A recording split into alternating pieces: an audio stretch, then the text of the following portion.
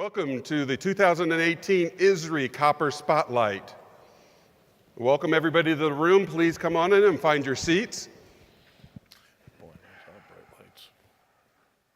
Want to do a little bit of housekeeping before we get started with today's program. We're going to try and entertain you and actually give you a little bit of information, but a lot of the work is up to you when it comes to questions and answers. We will all be sitting up here for the most part. We're going to do something a little different than we've done in the past. You know, if you've been to something that I've moderated before, we try and cut back on the speeches and cutting back on all the introductions and stuff like that. So what we're going to do is just kind of introduce ourselves. We're going to let Joe actually cover some of the economics as to what's going on, and then we're going to move right into our question and answer and have the majority of our time for that. Additionally, we have to always cover antitrust.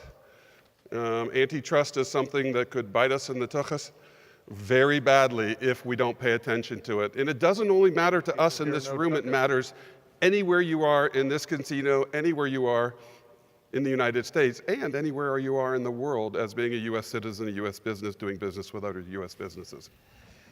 If you don't know about it, please pick up one of the pamphlets that's on a lot of the chairs or in the back if you don't understand it. But in a nutshell, I'm not going to tell you where I think prices are going to go, even tomorrow, and neither is Tim. Ed and Joe can basically say whatever they want about where the markets are, where they're going to be, and here's why they think so. It's more important than ever, especially when we're going to be discussing some sensitive topics about China, about tariffs, about sanctions. And this sanction might be pushing prices today, but of course that means I can't say what that means, even if I have a very strong opinion of it. Those same conversations really shouldn't be taking place anywhere in this convention because the antitrust, if they're coming after us, or you, can come after it from a business to business, a person to person, and a trade association to a business. So please take it seriously. With no further ado, I'd like to introduce our panel. Actually, I'm going to let them introduce themselves. We have Tim Strelitz, Ed Meir, and Joe Pickard, or Pickard, as he calls it. So, Tim, we'll switch over to our lavalier makes now. Oh, wait, I forgot. We might need this. Somebody's giving out bourbon in there. Go ahead. So, hi, my name is Tim Strelitz. I started my business with my wife, Karen, back in 1979. We built what we consider to be a world-class copper-based alloy brass smelter in the heart of Los Angeles. So between starting a business at 27 in an industry that was about to collapse and building a business in California, a state that was about to go stupid, we've experienced a lot of amazing things in the last 38 years. All right, Ed. Hi everyone. Thanks to my fellow panelists. I think we've done this 3 times already together. It's always nice to get together with you. I've been in the commodity business for 30 plus years, mainly on the research side, although I have traded as well with a British firm trading mainly aluminum and tin and some scrap, but my main focus is on the LME metals, and we look at, among other things, macro variables, the usual stuff there, and China has always been singularly important, and of course, more recently, we're starting to look at more of the trade issues, so looking forward to our discussion. Excellent. And most of you know Joe Pickard. Joe is the economist for ISRI, and I'm going to switch places with him so I can listen and watch his slides. But I also want to tell, and nobody's ever done this before, I don't think, but most of his wisdom, well, not most of his wisdom, but a lot of his research, a lot of his data, and his support staff is Bernie, and he's sitting here. Bernie, stand up. He doesn't like to be on the camera, on the dais with a microphone, but Bernie is actually one of the people that provides a ton of that information that we all enjoy from Joe. Well, with that, good afternoon, everybody, and thank you, Bernie. Thank you, Randy, and thanks to Tim and Ed for joining us for the panel today. I think we've got a tremendous amount of knowledge and experience on the panel. We've got a tremendous amount of knowledge and experience out in the audience. So we would love for this to be a conversation where everyone participates. So I would really actively encourage you to step up to the microphones and be part of this conversation, because that's really what this is about today. But in order to set the stage for that conversation, I thought it would be useful just to go through a handful of slides that kind of shows you where we are today and where we've come from, both in terms of the US and the global copper scrap markets. So the good news is that secondary refined production, that is refined copper production from scrap, has actually been increasing in recent years. According to the International Copper Study Group, last year, secondary refined production globally was over 4.0 million metric tons. That was an increase of 4.5% year on year as compared to 2016. Now that's secondary refined production coming out of the smelters and refineries. That does not include the direct melt that goes into the brass mills and other consumers directly, which is, again, about another 4 million tons globally every year. But here in the United States, certainly the share of copper scrap consumption that's being consumed by the smelters, by the refineries, by the ingot makers, that share has shrunk. As you all know, we no longer have a secondary smelter in the United States, and the share of the refinery and ingot producers' consumption here in the United States has declined, even as the overall pie has decreased as well. And what I mean by that is what is shown on this chart here today. On the left-hand side is copper scrap consumption by sector in 1997. In that year, according to U.S. Geological Survey, the U.S. consumed 1.35 million metric tons of copper scrap. Of that, 37% was at smelters, refineries, or ingot producers. Fast forward to last year, 2017. Total volume of recovered copper scrap domestically, 860,000 tons. So we've lost about 500,000 tons of domestic consumption over that 20-year period. Even more striking is the decrease in the share from those smelters, refineries, and ingot makers. Again, in 1997, that share was 37%. In 2017, that share was 15%. Rod mills and brass mills, on the other hand, accounted for about 80% of that 860,000 metric tons consumed in the United States. Okay, so that's the US domestic consumption trend. Here's the trend, equally striking on the export side. Over the same time period, starting on the left-hand side of the chart, 1997, total US copper and copper alloy scrap exports, about 380,000 tons. 380,000 tons in 1997.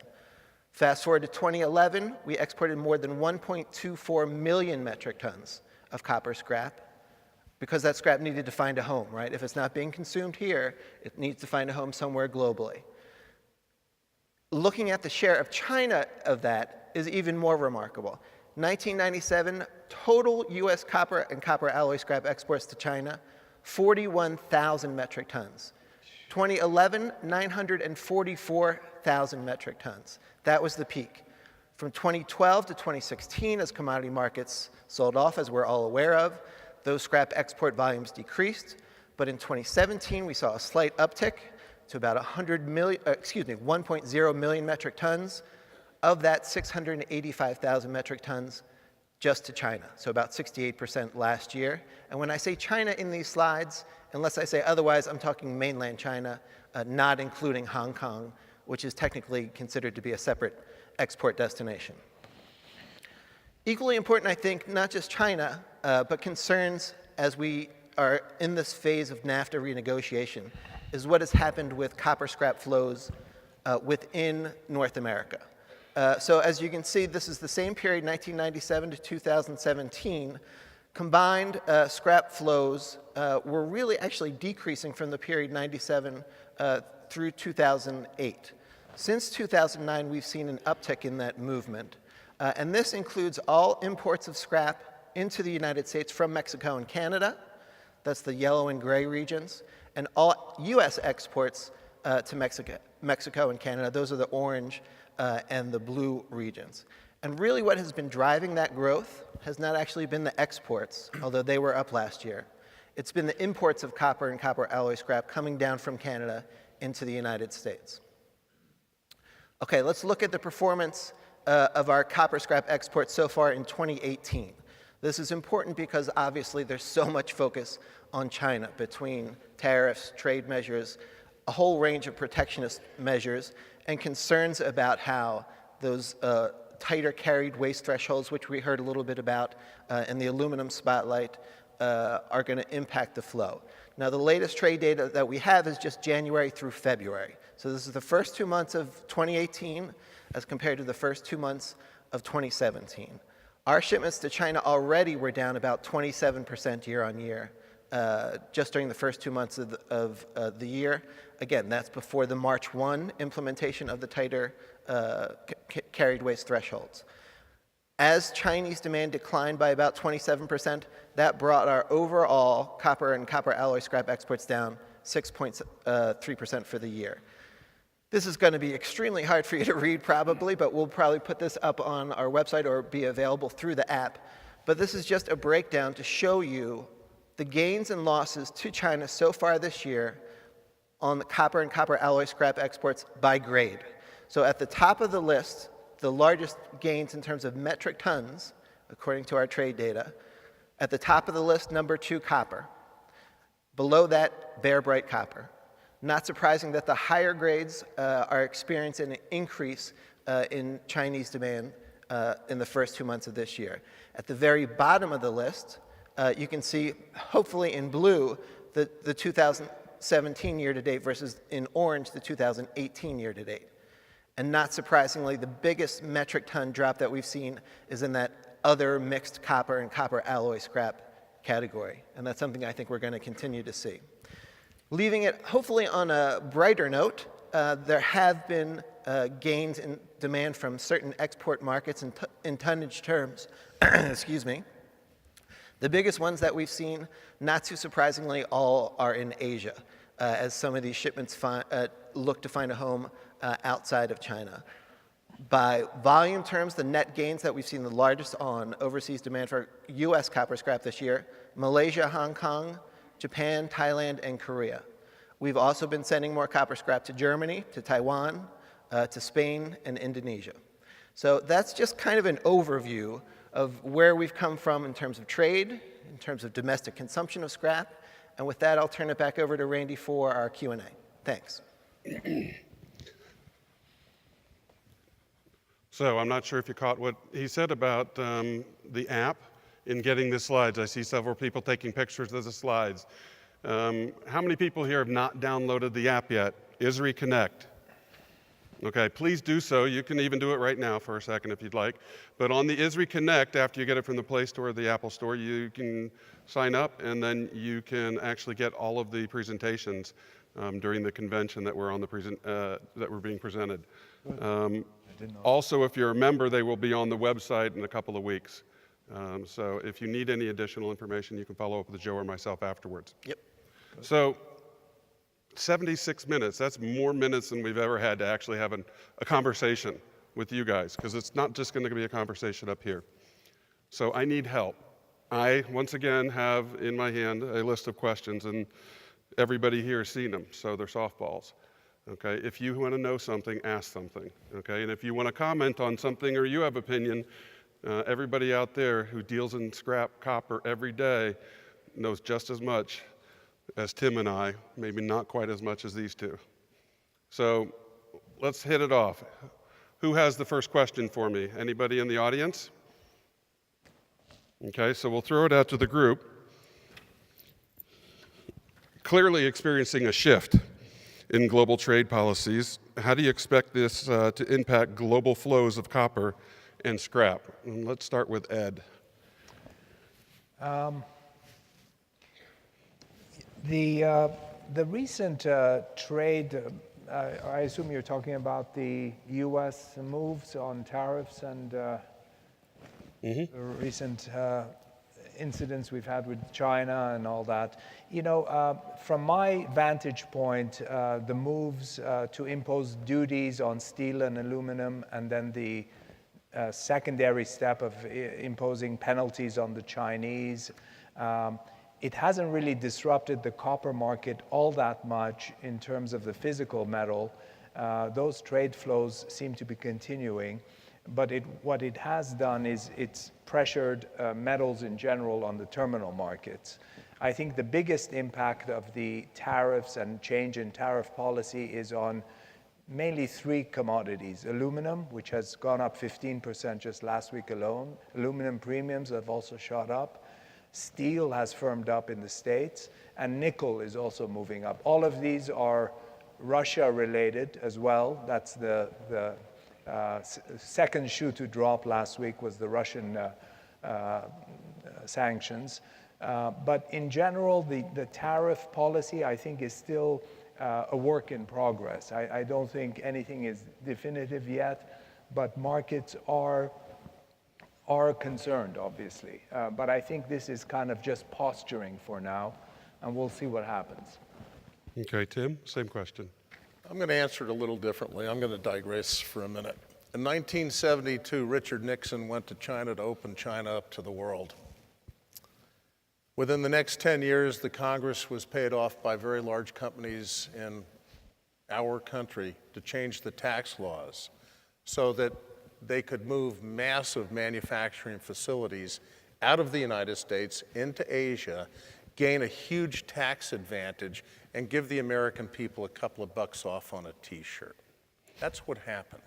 At that time, we were all told the future is the world of services. But the truth of it is, there's not an advanced nation left in the world today that is not advanced because of anything other than their ability to manufacture, create opportunities through manufacturing, and build a massive middle class. One country that succeeded at that while China has taken over the world of manufacturing is Germany. They have the best middle class, they pay good money, they make top-notch, high-quality, high-tech goods. So the garbage that we were given 40 years ago to base our future on services was really done through the self-interest of certain groups. Here's some examples. In 1982, almost 5 million pounds of copper-based alloys were being melted in foundries in Southern California to make components that we all use today. That number today is probably around 400,000 pounds. It's not that we don't use them. It's that 25 years ago, China decided, gee, you know, why don't we just support that industry and create opportunities for our people? So there are people in this room who remember that way back then, the Chinese decided they were going to work with a value-added tax, thereby allowing companies to pay anywhere from 75 cents to $1.50 above the price of Comex to buy insulated copper wire and anything else their little hearts desired. The result of that was a collapse of primary manufacturing of metal components made by copper-based alloys in North America. It happened. So now today we find ourselves in a situation where in the last several weeks, they took the president of China and gave him that function for life. We're talking about the biggest economy in the world with the most amount of people, and they now have a new emperor. I'd like to know when Mr. Xi is going to announce that to the world. And you know, at the end of the day, if we don't continue to manufacture and recognize the values that manufacturing brings to our people, then this is going to continue. And all you need to do is look at the mass and momentum that is now going on in China to understand they have an enormous head start on everybody. My next question is, when I was a kid, I read a book called 1984 by a guy named George Orwell about the future of mankind when governments were able to monopolize their very thought processes. We thought that was a pretty crazy book. The irony is that we now live in the 21st century and we see this happening. Only it didn't come from governments, it came from companies like Microsoft and Google and all the high-tech companies. The difference is that now we have the largest totalitarian government in the world with the largest developing economy anybody has ever seen, and they're weaponizing the internet. Anybody in this room that uses WeChat should know that WeChat is a social service provided by Tencent, which is a Chinese company. That means that every time you apply that to your computer or your phone platform, you're probably being listened to by the Chinese government. We're not allowed to go to China and give Facebook and Google to the people of China. Why should we allow them to bring that kind of technology to this country when we know that their only interest is what's in the good and welfare and best interest, not necessarily of China, but of the Chinese Communist Party? So, Tim, would you answer the question? Yeah. Okay. Because right now, that card goes away. That was Germany. Hold on a second. There's a few others here that are gone. So, here, hold on a second. Here, you read that. Okay? We are clearly experiencing a shift in global trade policies. How do you expect this to impact global flows of copper and copper scrap? As the Chinese begin to develop all of their own scrap, they don't have any need to buy scrap from us. It's quite simple, they've done that. As Chinese entrepreneurs are shut down in China because of their slovenly ways, where do you think they're going with their technologies? Ooh, maybe Malaysia. Maybe Vietnam, maybe anywhere else where people are dying to get on the train to improve their livelihoods. And so things are in a dramatic state of flux right now, Randy. And you know, copper's copper. It's going to find its way wherever it can. The fact remains right now that up until very recently, the spreads between LME, COMEX, and scrap were the highest we've ever seen them. That tells me as an entrepreneur that somebody's gaming the price of COMEX and LME, because scrap always trades on supply and demand. Well, and that was our theme last year. Is copper is supply and it's supply and demand dummy. It's not COMEX and LME anymore. It's the algorithms that are trading those. It's about what real supply and real demand is. And your contention is that the wider spreads are an indication or indicative of potential manipulation, and that's why they're of not. The primary markets. Okay. So based on what we've talked about so far and on the question on a lot of people's mind, because listen, we've had a good year. We've had a good year and a half as an industry. Now it's the time to invest, and anything you could ever want to buy is downstairs over there. How much investment in new or restarted U.S. copper production are you expecting? And secondly, will there ever be another secondary copper smelter in the U.S.? And I'll start down there at Joe. All right. Great question. Tim's a tough act to follow, so it's hard to pull all those threads together. But let me try a little bit. On the bourbon soon. Oh, let me get this. Yeah. Okay. You're going to need it. All right. So on the investment front, certainly this is probably one of the best business climates that we've experienced in this country in a long time. Politics aside, and that's a big aside, right?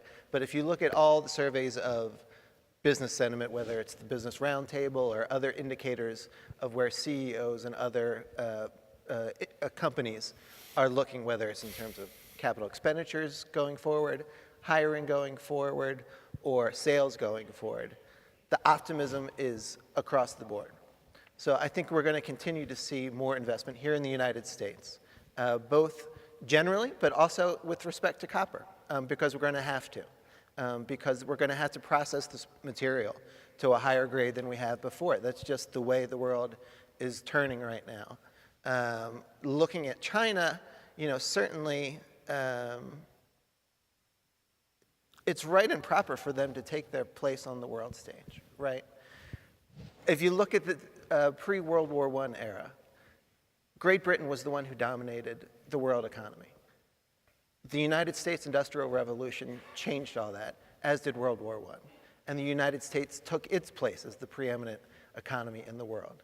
And a lot of the reason behind that industrial revolution in the United States is that we happen to borrow a lot of intellectual property from the United Kingdom to bolster the production of textiles, of steel, and other products in this country. And that's how we came, in part, to be at the center of the world economy. China, for centuries, was also an important player in the world. hasn't been for the last couple of centuries, Correct. but now is back on the world stage. And certainly you can make the arguments on the democracy front about what China is doing. But I think for China to assert itself economically, there's nothing wrong with that. And China is part of the evolution of where manufacturing migrates. It migrated from Europe to the United States, to Asia, and now it's going to migrate out of China, and it already is, into Southeast Asia, into other markets where labor costs are going to be cheaper. And that's where... But Joe... I'm going to tie it back in just a second. Okay. And that's where you're going to see the demand for copper scrap. You're talking about how are the flows of scrap and investment going to change? And that investment is going to change because it's moving into those lower cost countries, but it's also going to move into countries like the United States, where you have relatively consistent regulatory laws. You've got law and order. You've got other attractive features that where you're close to the consumer, and that's going to drive investment into the United States from China, but from other places too. And I think part of that goes to the tighter environmental regulations within China, which are going to force us to process this material to a higher quality. But Mr. Pickard, Yes. will there ever be another copper secondary in the smelter in the United States? Oh, I hope so. Yes or no? I hope so, but I don't know, because certainly the costs of getting that going, the environmental regulatory burdens are quite high. Okay. But I would love to see another secondary smelter in the United States. Ed, second question first. Will there ever be another copper smelter refinery in the United States? I would agree with Joe. I think, it's hard to get things going here, with all the regulatory environmental laws. Case in point is the aluminum industry. People are talking about aluminum smelters restarting now that prices have shot up. A few are already coming out and restarting, but our technology is old here. It's 30 years old. The Chinese have a big edge on very technologically advanced plants. They don't have the same rules and regulations, although that's changing. They certainly don't have the same kind of oversight. I mean, you can just see it. I go to China once or twice a year. Every time you're there, there's a new bridge. There's a new highway. Here, in this town that we live in Connecticut, they've been working on our little dinky train station, changing the station and the lights and the cables. It's been a year and a half now. There's just so many levels of control that it takes time for things to develop, let alone build something like a secondary smelter with all the associated risks. Mm-hmm. Tim? Oh, I think a secondary copper smelter is absolutely vital to the good and welfare of the United States. I think we wouldn't have lost Cometco if it hadn't been for the insane actions of the management team there. And I think at the end of the Cometco fiasco, there's got to be some actions taken. There's a lot of money being made by the secondary copper smelters of the world. There's a reason that they exist in Germany and in Spain and in Brussels. And those are all countries whose regulatory agencies are just as tough as the United States. We really do need a secondary copper smelter. We needed it about 10 years ago when Cometco went down, and we're going to need it in the next 20 years. And there's no reason in the world why it cannot be done if parties are interested in making a lot of money. Okay, two more housekeeping notes real quick here. If you gentlemen see anybody walking up to the mic and I'm not looking that direction, please let me know, because I know people are running that direction now. There's nobody there right now. Okay, thank you. Sure. Secondly, I need to do my Melvin test. Where are you, Melvin? Melvin, where are you? Mr. Lipsitz, are you in the room, or can you hear? Can you hear okay? It's over there. Okay. Oh, there he is. See, I asked him to sit closer to the front. So if you have any problems hearing us, if you're not clear on anything, please let us know, because sometimes we're talking off the top of our heads and we could tend to mumble a little bit, and we know what we're saying and we can hear each other, but you might not be able to, so please. Anybody have a question for us yet? Please, come on up. Yeah, we got it. Thank you. Hello there, Matthias Rappaport, Stena Metal, Sweden. I've listened to the aluminium presentation, our copper presentation. I haven't heard yet the word sustainability. I mean, in Europe, and it's the only thing we talk about. Health, safety, sustainable business, the cycle of the material. We're investing heavily in downstream separation, heavy media separation, plastic separation, cable granulation. Is that going on in the States? The answer is absolutely it is. There's so many issues of sustainability today, it's quite shocking. In the state of California, 5 years ago, our company stopped manufacturing alloys that contain lead. And we did that because we understood the nature of lead, and we also understood the nature of sustainable products. Joe, same question. Yeah, I think sustainability has been around by other names for a long period of time. It certainly gets a lot of attention today. But these recyclers in the room have been doing this, for a long period of time, and I think just now starting to get the attention sort of that they deserve. And I think especially when we're looking at markets like China, where we're talking about trade, it's important to emphasize that the recycling is part of the environmental solutions to the issues that we're currently facing. You can call it sustainability, you can call it by other names.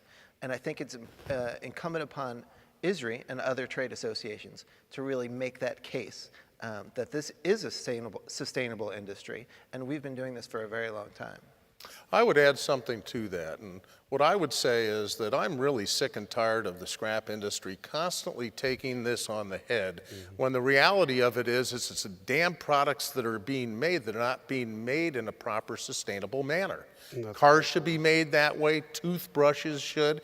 That little island in the Pacific Ocean that's bigger than the size of Texas has probably got the most amount of throwaway toothbrushes in the universe.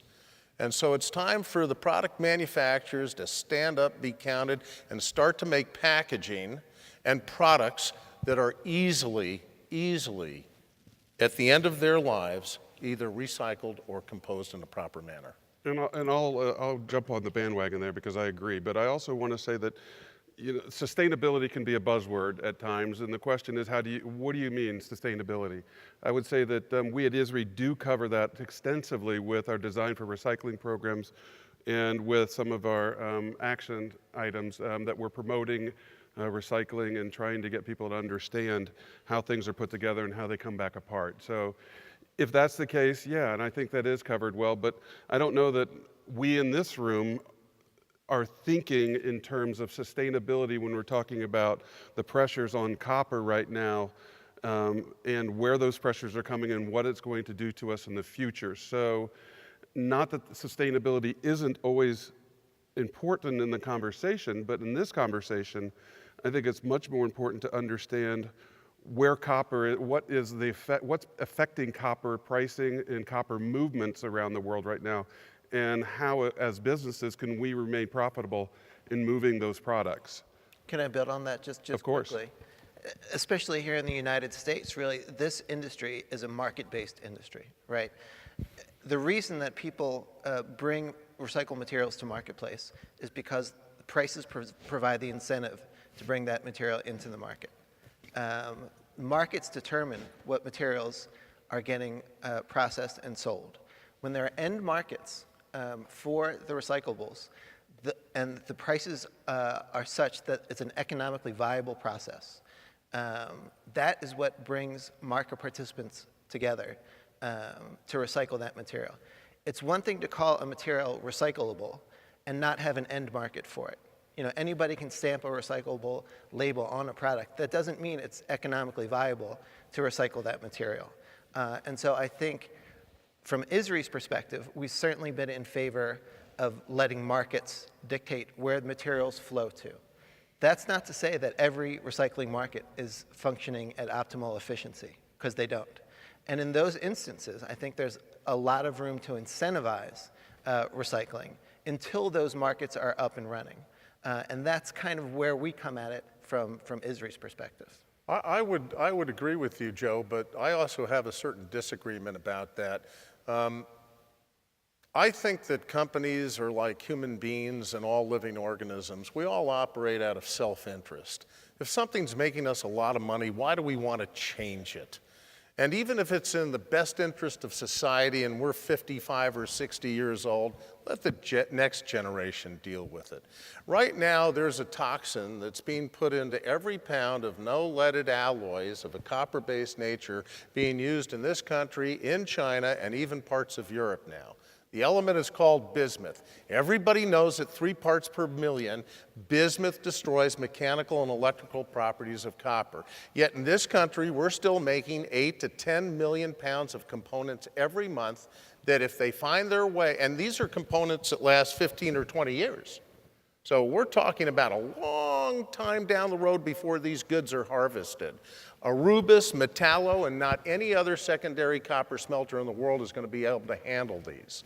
There are alternatives, they work better, but the self-interest of certain parts of our industry have managed to restrain trade in these other alloys. So my point is, it's all well and good to talk about what makes sense. Unfortunately, we're human beings and we don't always make sense. In fact, most of the time we do make nonsense. It's true. And can I do a full disclosure on the leaded brasses and other products? As long as you don't expose yourself. That's not what I meant. Okay, thank you. Yeah, no. We're talking price. No, I'm not talking price. I'm just saying that there might be some panelists or members in the room that have commercial interests involved in the different alloys that we're talking about today. Yeah. Sure. But I think it does tie to the question originally of sustainability, and that's a realm Yes. of sustainability that has not been addressed yet, because we have these panic attacks, whether it was boron and aluminum last year or Right. whatever the new one is, and then we end up covering it for a while and then it kind of goes away. But I think in the long run, and it's not our purview, but in the long run, there has to be substantial conversations that are ongoing between North American manufacturers, NAM, and ISRI about sustainability and design. It comes to design for recycling, but it's not but it's just an award, okay, given at the end of the day. We need the conversations at the beginning of the day that work things like mercury switches out, like airbag deployments in every vehicle, there's so many things that could be said. There's mountains of stainless or aluminum with foam or with a foam around the country that can't be disposed of correctly. So the sustainability is a very valid question, and it comes into play when you talk about things like bismuth, which could very well be the topic next year of a meeting like this or in September at the roundtable. And so everybody knows I do have a vested interest in this. We don't like the bismuth alloys. We support the silicon-enhanced alloys. But the science is there. And it's there for everybody to see. And if people want to close their eyes and ignore it because they have a share of the market that they like, well, that's the world. So, and as a comment about Tim, as you get to know him better, and most of you in the room do, is that he's very what you see is what you get, but he also puts his money where his mouth is. So right. If that's what he believes in, that's what he's doing in his business also. So Ed? Matthias, I just want to ask you, do you, in your question, do you also envision the electric vehicles as being part of your sustainability kind of question? I'm just curious to see My question was obviously provocative, and I got you guys going. That's Yeah. And I'm sure that I'm aware that that you work very much, or the American industry work with the sustainable solutions, and so do we. We are all in the same boat. My point was really that I think that the policy change in China makes a lot of sense, and I think that we all have actually taken advantage and taken these way out in some routes of our material. And I think we're basically all now in a situation where we have to act together and take care of our own waste. That's it. Exactly. Thank you for the question. And as you can see, these softballs I give them are easily answerable, because these are the things that we think about on a regular basis, and we've talked about them in our conference calls. But when you throw us a curveball like that, it is interesting to see how the conversation expands and where we go, because each of us had something to put in, and multiple times, because it changed as we discussed the issues.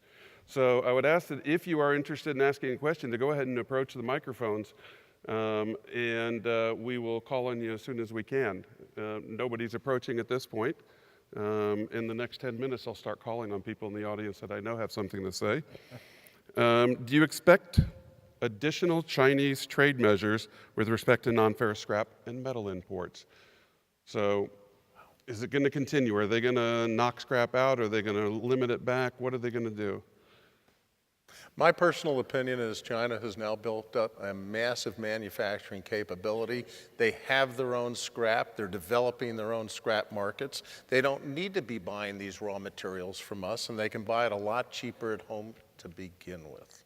Yeah. Ed? Yeah, I would agree with that. Their local scrap production is growing about 7 to 10% a year. They're buying more concentrates. They're buying more refined metal. Scrap has fallen off a cliff this year. It's down something like 50% with this Category 7 restrictions going into effect. What's down 50%?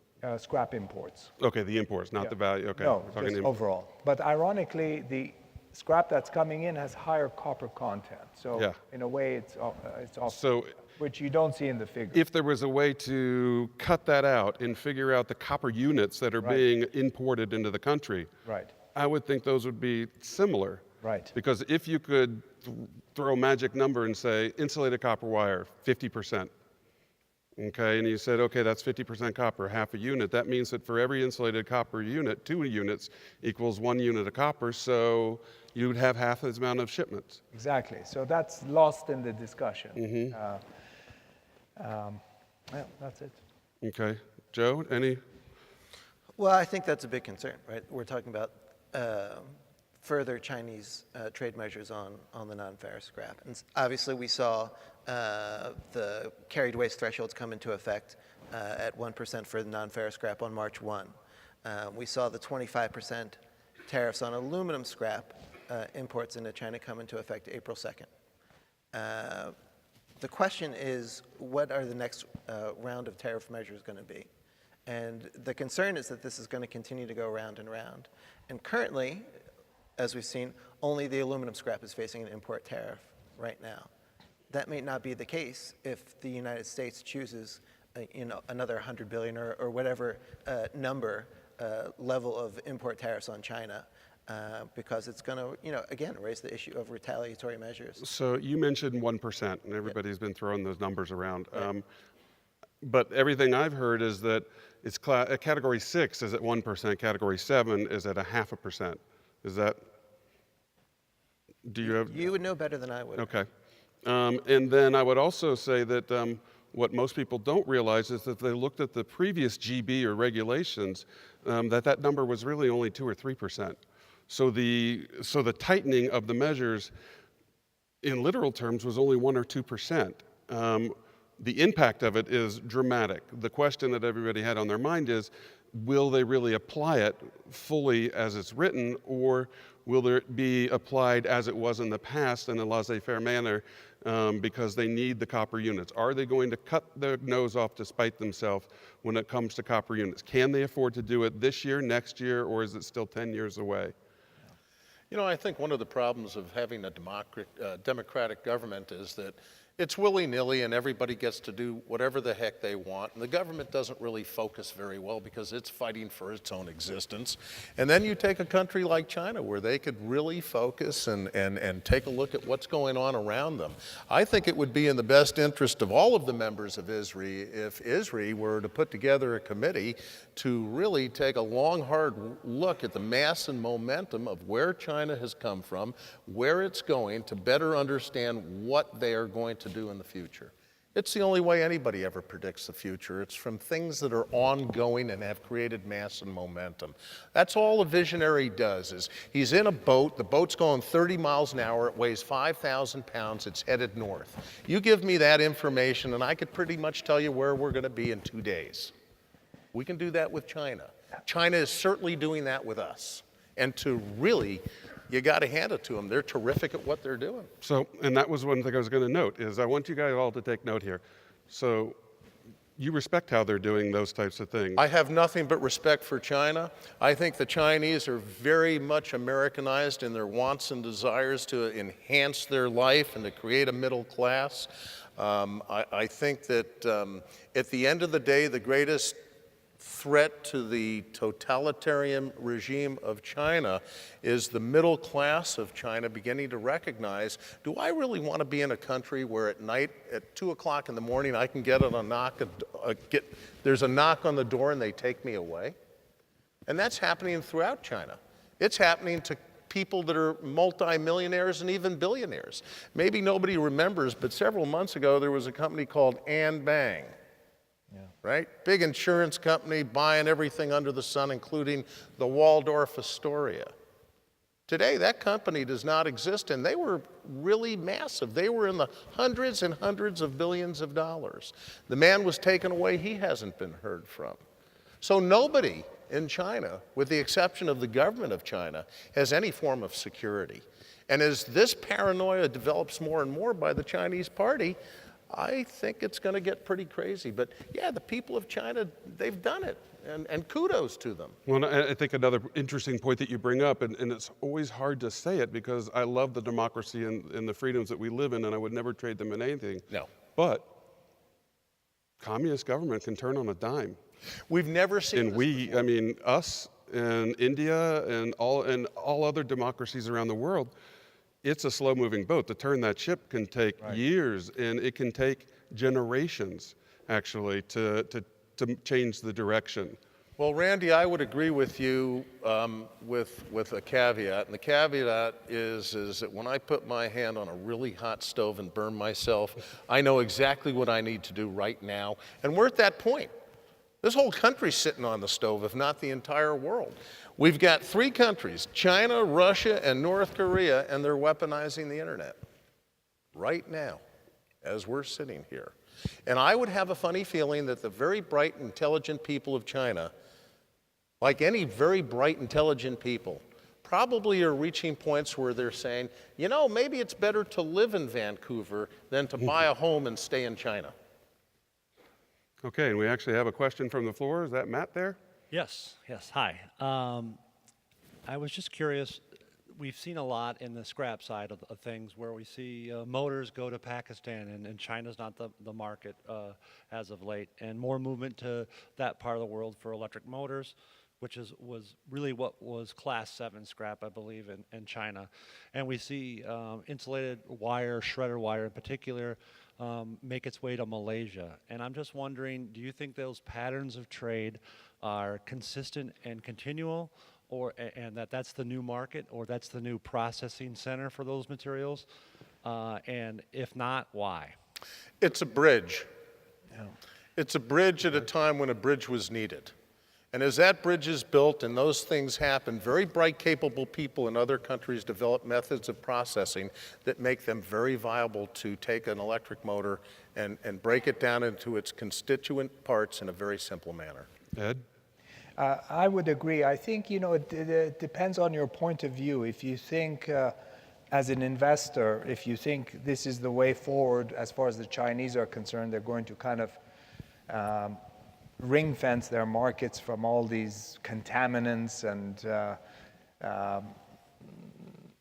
raw materials coming in. They want to kind of move up in terms of processing. Then you have to clean some of this material or reprocess it in other countries.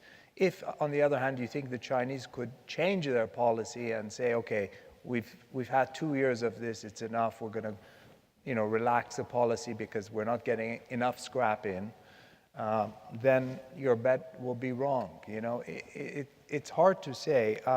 I think there is some investment in these other countries in terms of processing facilities, but it's not a big stampede yet. So Ed, you're very well regarded. What's your bet? Is it a short-term fix or is it a long-term solution?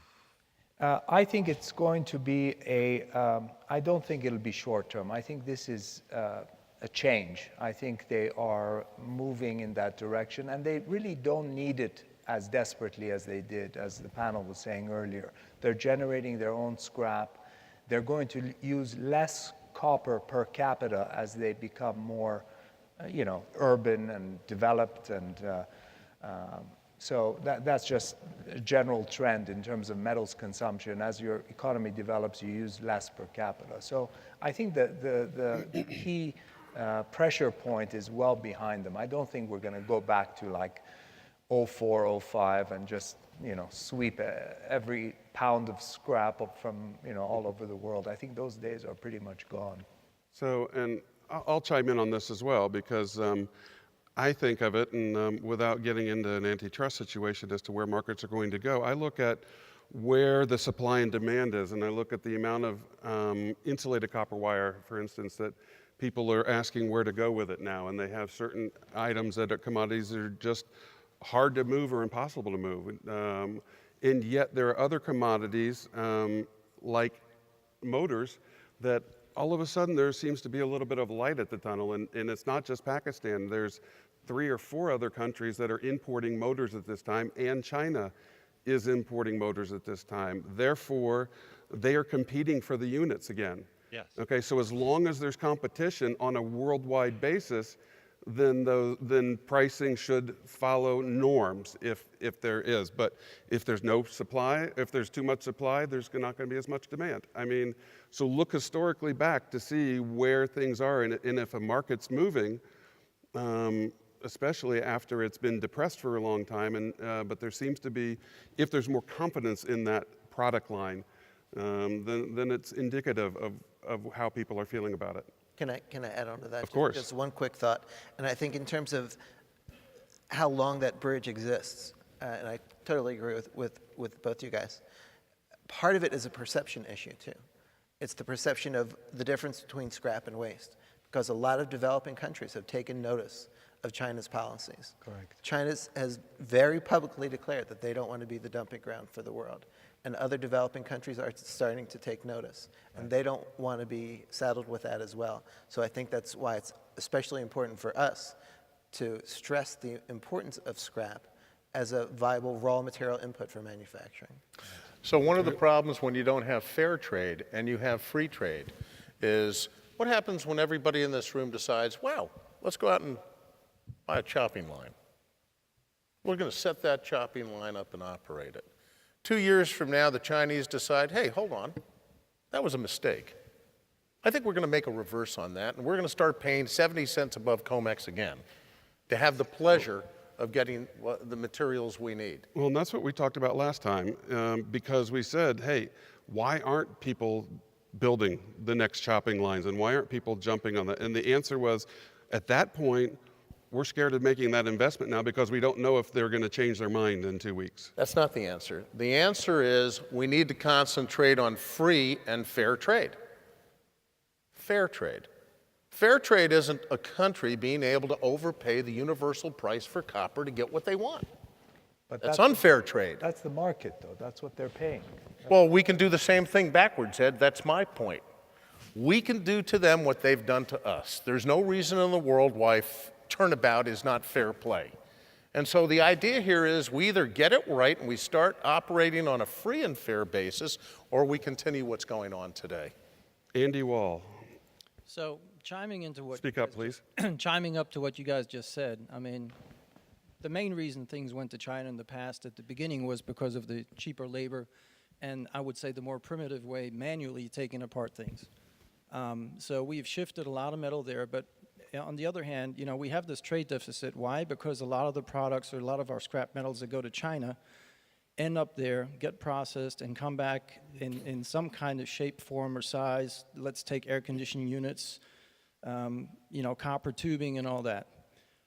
Based on where we are with increased labor costs in China and the increase of environmental, I would say, awareness that all of a sudden they show, what would it take to get like copper refiners or other industry back to the United States? And the copper units that you just rightly said are going up by quality going there, but yet still coming back. Why can't we just entice the fact that now is the time, we have the clean units, everybody's scrambling to make clean metal, but we still can't get rid of it in this country, pardon, but in the sense where nobody can consume it. So now it would be the call to the refiners and other people to come back. We're seeing some of that on the primary aluminum side, partially dictated by energy costs and other things, but now the playing ground is starting to level out a little bit, but what can be done to get that done quicker, besides legislation, permitting, and all that. But isn't there an opportunity for us in the next 10 years to say we're bringing back some of that ability to refine and then produce things in this country? Isn't that what the administration is trying to push? So here's an answer. I'm wearing a green shirt today. And I'm not wearing the green shirt because it's environmentally beautiful. I'm wearing a green shirt to remind me that my business was set up and made to make money. Okay?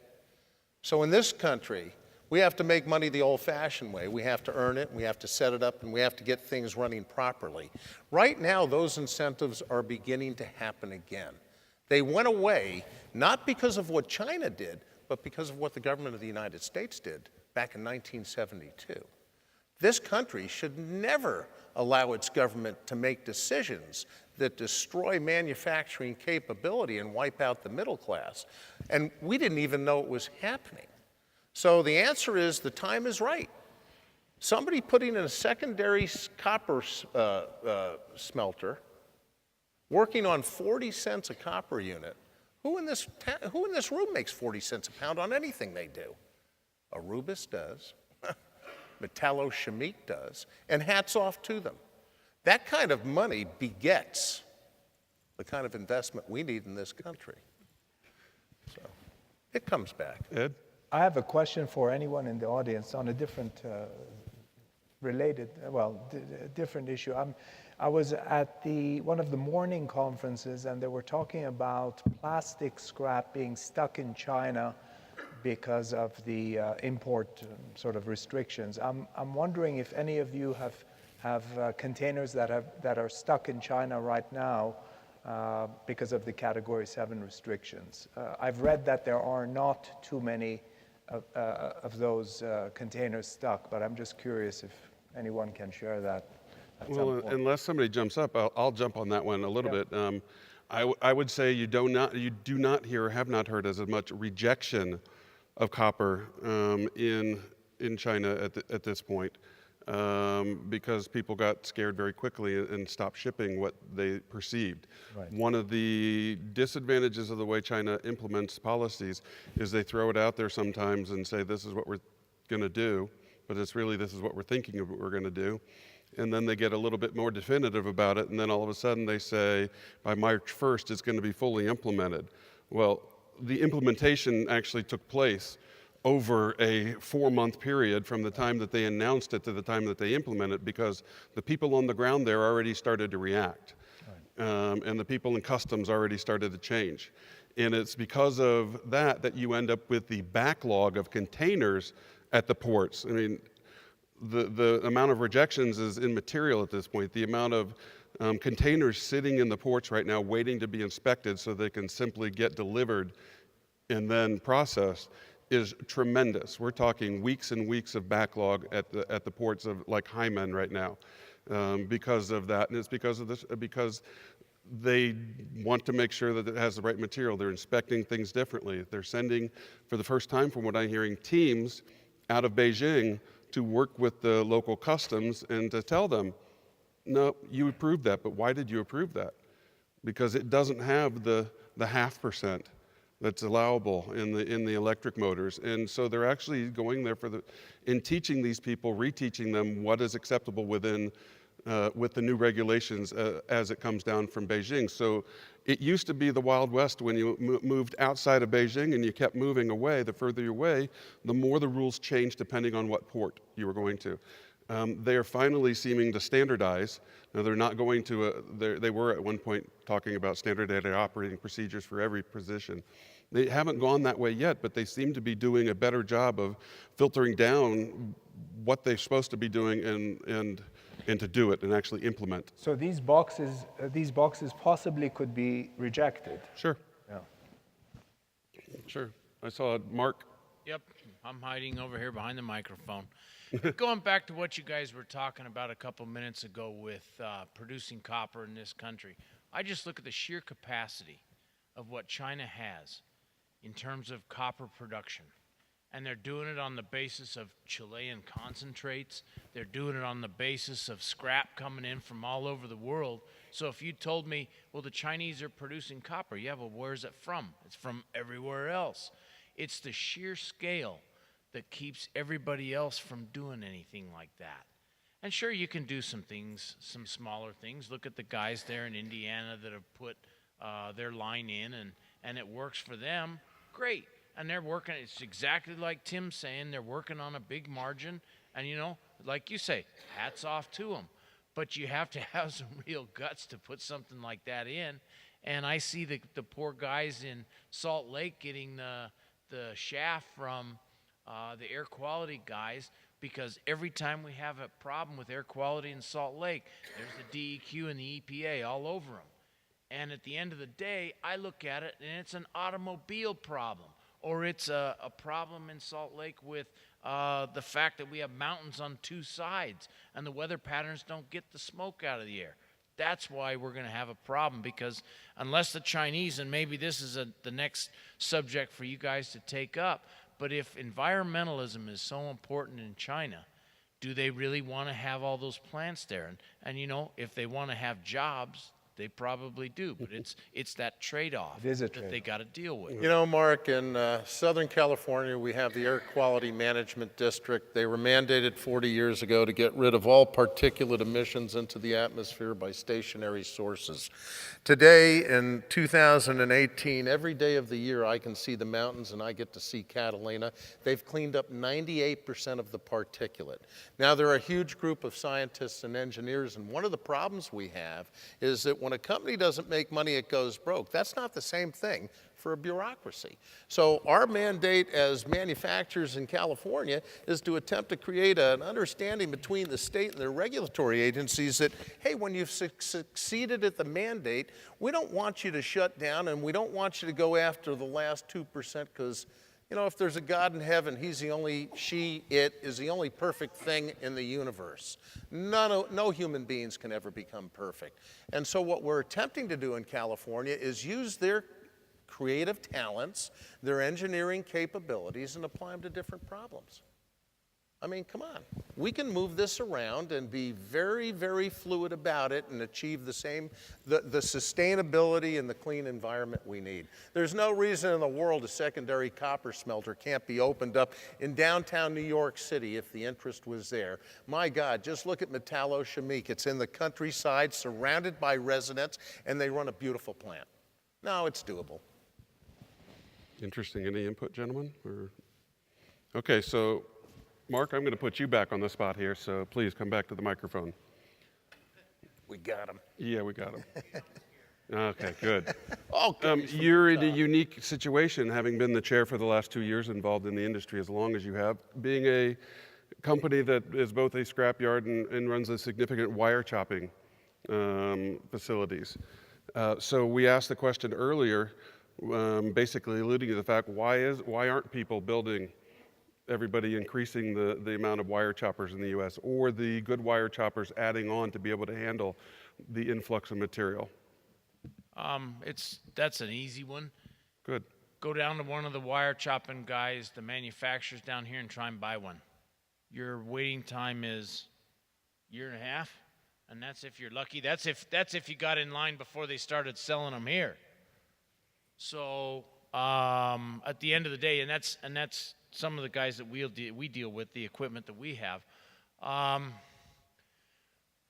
What we're up against in terms of capacity, for speaking for Utah Metal Works, is that I can go and we could run 24 hours a day if we could find the help. But I don't want the guys that we have working too much, because they're already up against their capacity limits. And that's essentially what we're faced with, is that you have full employment in this country, and I can't just put whoever on the chopping line when I have millions of dollars of inventory, of unprocessed inventory that we need to get after. And literally those are the things that we're up against. Well, you kind of answered my second question, but I would like you to answer it more in the generalities. You said from Utah Metal Works, but in general, from what you understand with the chopping industry, what level of capacity are we at right now? It's easier to track with aluminum smelting and copper smelting, but what about wire choppers? What's the national average capacity? Well, and see, and I don't think that there'd be any way that I could give you any kind of details. I'm going to have to throw some more generalities at you, because I think what's important to realize is that if we chop, and if you guys think I'm giving away company secrets, you're mistaken, okay? If we chop crummy recovery #2 insulated, so something under 40% recovery, that's called an opportunity cost. If we can take and we can chop higher recovery #1 insulated, or anything that we can sell first, that's what we're going to chop. And so what seems to me to be backing up in this country is lower recovery #2 insulated wire that beforehand went to China or somewhere else. And that's the basic issue, is that we can use very little of that. That's a really good point, and we could dig a little deeper in that, because when China came out swinging, it was all about the low grades of materials. That's what they wanted. They wanted as cheap a metal unit as they could get. The consequence of that was all of the companies in North America that were processing certain particular items found their inability to buy those items because of the unfair trade practices that occurred. So now today we have a country with no secondary copper refinery. What the heck are you going to do with a mixed load of copper chops that has tin, nickel, and a little bit of lead in it? And the answer is you got to find a refinery.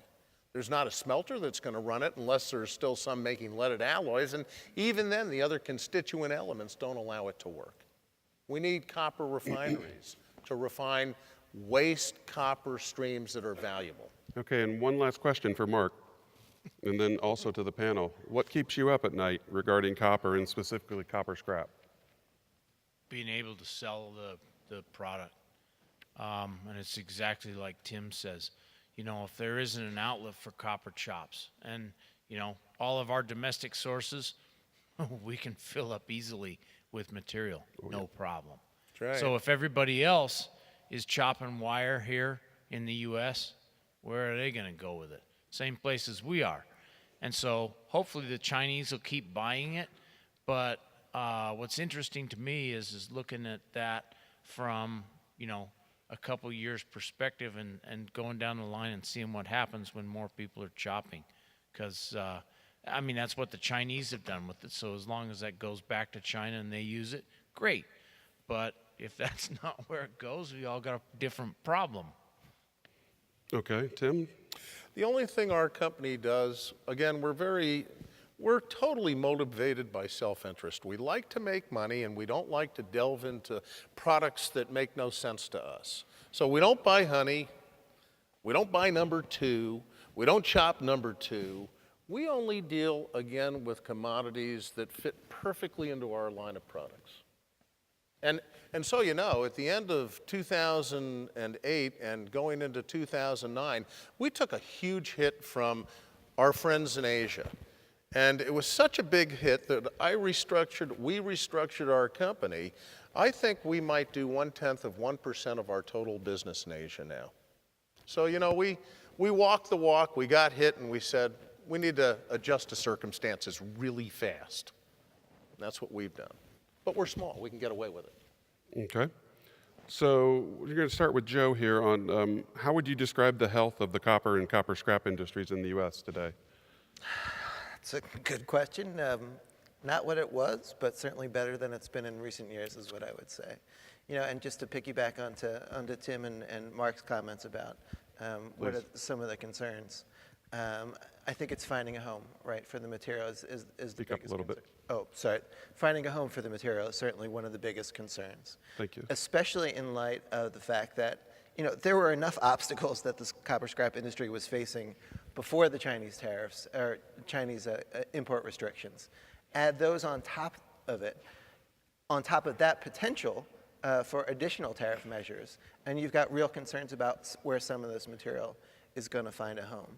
But from other industry members, what we're hearing is not just those issues, but sort of the more basic business issues. Finding people to actually work in the yards. Labor costs are going to be a huge issue for us. And then the other one, of course, is the transportation. Actually finding trucks, cars, and other modes of transportation to actually move that material to their customers, in some semblance of being on time. Well, I have to say the theme of the convention with the 3 T's that I've heard multiple times is apropos for our time, because I've never seen 3 T's that make so much sense as to that's what everybody's talking about. Yep. Ed, I know you sleep like a baby every night because nothing scares you, but what do you think? Yeah. Sorry, about? Well, actually, we'll move on to that. How would you describe the U.S. health of copper? Well, that's actually what that question was. Sorry. Do you expect China to become self-sufficient in the supply of copper? And if so, when? That's a good question. I don't know what their figures are in terms of domestic scrap production right now. I do know it's growing at about 7 to 10%.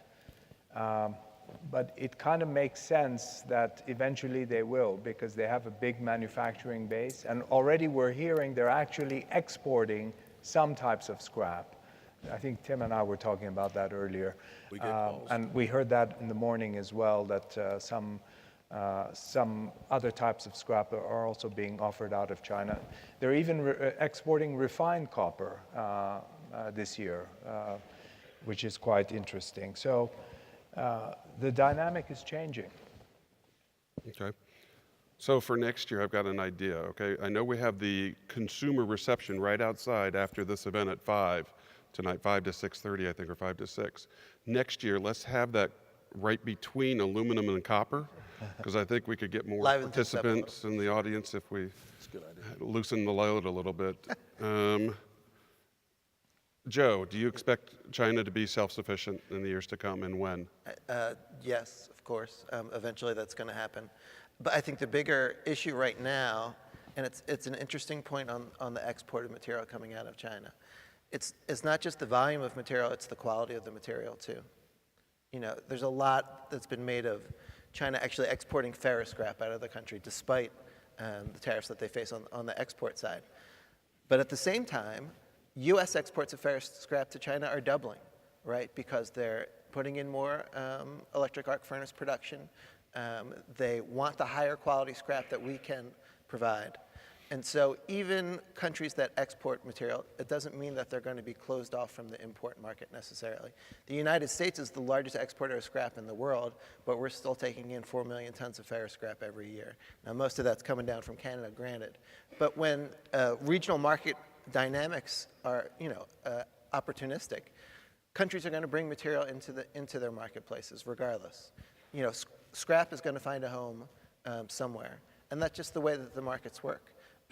When they become self-sufficient in copper scrap, and then the copper scrap that they need to actually feed their industry, I don't know, but we're probably getting pretty close. Okay, so let's forget about trade wars and tariffs and that policies for just a second, and new regs, and think about old school, what's moving the markets, what's moving copper, and we come back to the U.S. dollar and the strength of the U.S. dollar. So tell me, Ed, what you think the impact of the strong U.S. dollar has been on the copper markets currently? Well, the dollar has been actually weakening. December, January, February was weakening quite drastically, and copper was actually rallying late last year. Excuse me. Late last You okay? Everyone's awake now.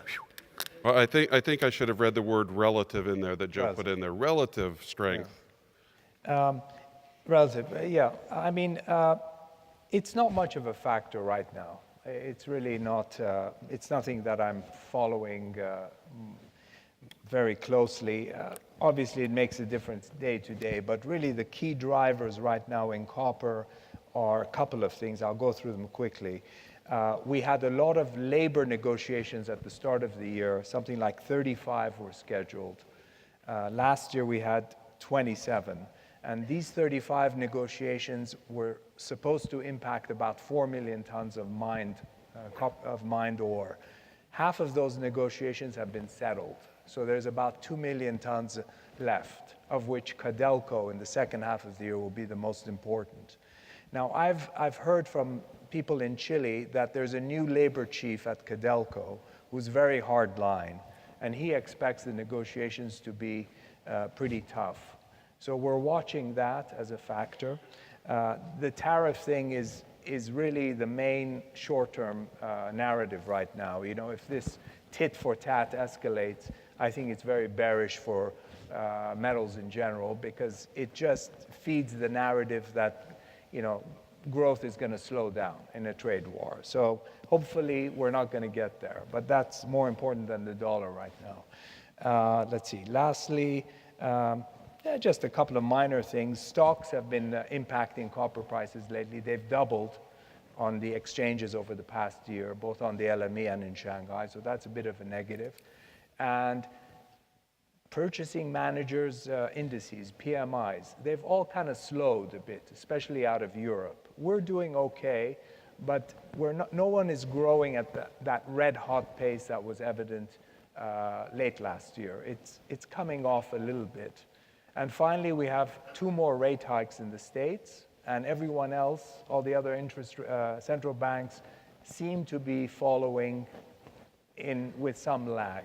So that's another sort of cloud on the horizon. So I'm going to turn you back to the dollar for a second and challenge you and say, although it's not an obvious movement lockstep, isn't this the dollar's strength or weakness a major factor in the amount of copper that China buys from the United States versus the rest of the world? Since the Chinese yuan is relatively still fixed to the US dollar, weak dollar, strong euro, they want the cheaper units. They can buy more from the United States, always seems to be a great marketplace. Isn't that impact still there? Because strong dollar, they can buy the units from Europe equally, a little bit more so than they were able to when we had a very weak dollar? Yeah. Possible, but we haven't seen a strong dollar, really. I haven't seen it in a while, so it's hard to say. And like you said, the yuan is fixed against the dollar. They do manipulate their currency to sort of work it in a way to their advantage. No one knows what the peg is really made up of. So it's hard to say, but really this really strong dollar we haven't seen come in. Well, I think that comes back to what Tim said earlier about you remember what a really strong dollar looks like. Sure. Those of us that are thinking scrap and thinking scrap industry might have shorter memories. And for myself, even though I'm getting a little older, I'm still thinking about copper at 75 cents, and it's moved all the way up to $4 and then back down and all around. And a lot of that could have been contributed to the dollar weakening over those periods, because we have had such a prolonged period of a weaker dollar that we don't know what a strong dollar looks like anymore. We forgot about that. Yeah, so have I. Because it still hurts now when I go out of the country and I'm paying a lot more for stuff, or not paying as much for stuff as the dollar weakens and strengthens. Well, I think, you know, the dollar does have an impact, but it's been muted lately. I would agree with that. Yeah. And I think, you know, when you're talking about China and the relative strength of the currencies, it's probably overshadowed by the relative strength of copper versus scrap, right? They're going to buy the material that makes the most cost sense for them, typically, to feed their demand. And the price of copper, certainly, Ed was mentioning a bunch of the fundamentals that certainly are market drivers. But then there's also the theme of our, you know, discussion last year in terms of how much the financial markets are moving around the price of copper as opposed to the fundamentals, especially in the short term. I was looking at the trading ranges for LME 3-month copper so far this year. We've already had 16 trading days where the intraday range on LME copper was $150 a ton or more, or 7 cents a pound or more. That's a lot on any given day, let alone 16 times already this year. And so it makes it very difficult for our guys, for the market's participants to keep up with that. So really, in terms of a play, if you're a company and you want to attempt to minimize your risk, and you don't need to carry inventories because you're not manufacturing anything, you're just processing, my advice is buy and sell everything every day. Then it really doesn't matter what happens to the price of copper or anything. In the new geopolitical world where it's a world of volatility and all the central banks are printing money like sand on the beach, and all of a sudden this idea of, well, as long as we have confidence in the dollar, we could print it forever. At some point, that comes back to haunt all of us, and I would contend there's way too much money in the world, and it's creating these outrageous levels of volatility that we now accept as normal. That's a bad place. Well, And I don't know how that ends. but I think you also came back and tied back into last year's talk, and if you own it, sell it. Right now. Yeah, I mean, if you buy it, And here's the sell point. it. So we're a smelter and we have to carry inventories because, you know, we have a certain amount of time it takes to manufacture the stuff. We've got to have inventories to sell out of and so on and so forth. So we're major hedgers. Now here's the problem. Quite recently, in the last 6 months, copper started going up in value as demand for secondary coppers began to drop. I had never in my life, and I've been around for quite a while now, seen a 40-cent spread between COMEX and number 2 copper. So here we are hedging at 18 under COMEX for number 2 copper. In a matter of 3 or 4 weeks, it moves to 40 cents. That's That's historical. such a terrible That's risk to have historical, to Andrew. deal with. And it's happening. So Okay, so there's 10 minutes left in the session, and I'd love to have a few more questions from the audience, like from Edward or somebody else, but let's get to one thing that everybody got wants to handle. You got one. Okay, I've got a live one, so let's cut to you here. I think I'm alive. I'm sorry, who's this? it's the father of our Mr. Luan, is that you? Yes, you got it, and I'm part of the Century Club. Old. I hear what I think is an evolution happening in this whole materials industry. Government, and Tim, I think you well brought out that the Chinese, he declared himself emperor, whatever, for life. It's a horrible mistake. And I will tell you and predict it, and I won't be wrong. He's paranoid. This clearly is a hole in their bucket. And I believe that we're having to do everything we can, maintain a small inventory, but sometimes that goes beyond our control. You have to, as dealers, we have to buy from our customers because it's part of contracts or what we do. The Chinese and the world situation in materials, all of them, it's evolving, and how it works out is going to be a real problem for each of us individually, because we have to meet it as in individual companies. And survival, Tim, you're right. If you can make a big profit, you will. But most of the time, our problem is being satisfied with a much smaller profit. When are we satisfied with that? And speculation, I think, is going to drop off from what it has been. I just think that we're evolving, and I don't know where it's going, but optimism is what we need to have. Excellent points. Ed, where's copper going? Price. Oh, God. Look, my guess Okay, is Tim, you're not my allowed to guess speak is this as time. good as anyone. You and me. I would just say up and down. We have a trading range of about 6,500. This is basis the LME, which is around 295. That's the low, probably for the balance of the year. I think we've seen the highs, which was around 72.50 or about 328. But you know, these numbers are so. it's so hard, as you all know. I mean, just look what happened to aluminum just in a week. So we have a lot of sort of clouds on the horizon. This trade thing is a real issue. I really don't like the way it's getting escalated.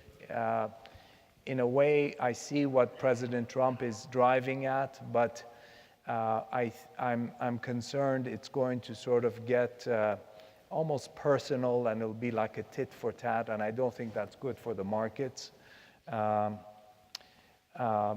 The interest rate moves by the Fed, I think, are going to be an issue for the market. I think we could probably slow down or maybe even head into a possible recession if you get 3 more rate hikes. You know, we have so much debt on the collective balance sheet that as these rates move up, and granted they're at a low level, but you know, if they go up even to 4%, which is quite low historically, I'm very worried about what that would mean for just managing to service all this debt.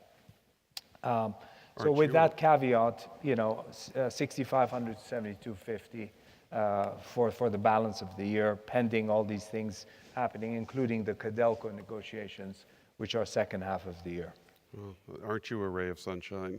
Ray of sunshine. Joe, do you have any opinion on I this? can't get into the price forecasting, sorry. Yeah, I would think you never want to say that. Tell us on that. So, do we have any other questions from the audience? Okay, so what I'd like to do is, first of all, tell you a little bit about what else is happening, because I did mention from 5 until sometime, we're going to be outside for the non-ferrous social. The ferrous is tomorrow afternoon, I believe, around the same time. Yep. And you will be given surveys or sent surveys in the mail because we track who comes into these things, and we'd really appreciate your feedback because we need to know if we're giving you what you need or what you're looking for, or if we're missing the mark by a little bit, how can we get there, okay? So it's tough to sit up here for almost 90 minutes and just field questions back and forth, and I'd love to make sure that we're handling it the way you guys would like to. So I'd like to give my thanks to Tim, Ed, and Joe, and thank you to you for being a patient audience with us, and have a great day.